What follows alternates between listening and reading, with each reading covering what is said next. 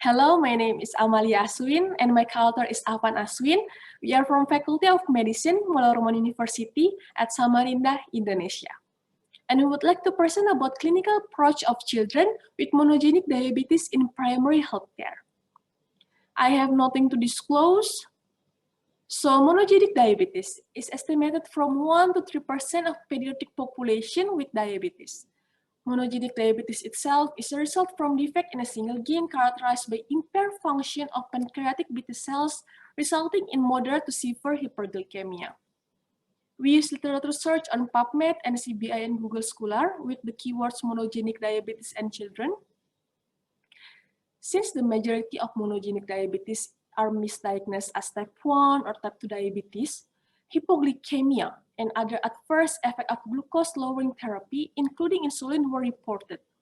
The patient might actually not need any treatment or able to use tablet instead of insulin injection. So accurate diagnosis is very important because it will not only impact the treatment, but it will also influence long-term complication. And most importantly, we can consider the diagnosis of monogenic diabetes from the first facility. What we can do is that we take a closer look to the patient.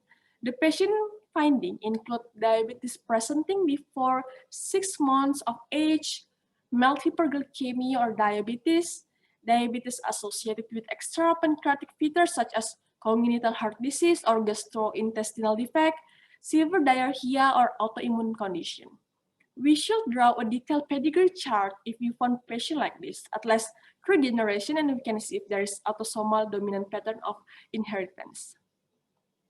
On physical examination, we can find abnormal distribution of fat with a lack of subcutaneous fat, especially in extremities, and absence of acanthosis nigricans. We can distinguish these two other types of diabetes, especially type 2, because patients tend to have low BMI and other unusual features, as I mentioned before. And plus, family member with diabetes, but not obese. To confirm a diagnosis, genetic testing should be done.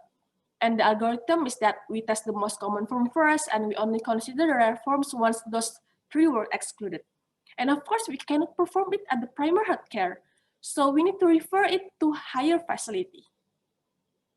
So in conclusion, history taking, physical examination, and laboratory tests that can be performed in primary healthcare can be used as a clinical approach to diagnosis of monogenic diabetes.